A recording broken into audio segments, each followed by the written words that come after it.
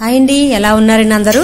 ఇది ప్రతి ఒక్కళ్ళు చూసి మన ఇంట్లో ఉన్న గేజెస్ చెక్ చేసుకునే వీడియో అండి. తప్పకుండా చూడండి ఫస్ట్ నుంచి చివరి వరకు.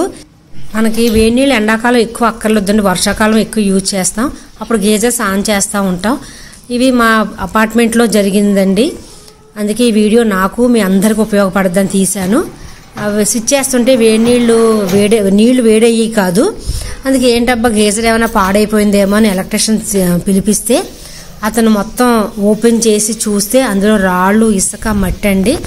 మనం కొంటాం, ఫిట్ చేసుకుంటాం, ఏ వస్తువైనా సరే ఎలక్ట్రికల్ దాని గురించి మనం పోతేనే మనం పట్టించుకుంటాం.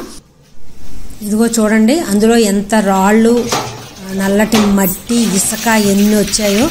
వీడియో మీ అందరికీ ఉపయోగపడుద్దని తీసానండి.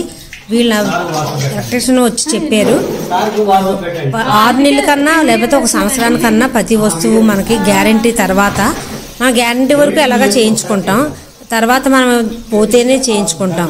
అందుకు వాళ్ళు చెప్పారు గ్యారంటీ అయిపోయిన తర్వాత సంవత్సరంలో 6 నెలలకు ఒకసారి లేకపోతే సంవత్సరానికన్నా ఒకసారి ప్రతి వస్తువు, ఆఖరికి ఏసీ అవని, ఫ్రిడ్జ్ అవని, టీవీ అని, వాషింగ్ మిషన్ ప్రతి ఒక్కటి చెక్ చేయించుకోవాలంటండి. లేకపోతే ఇలాగే పాడైపోతాయంట.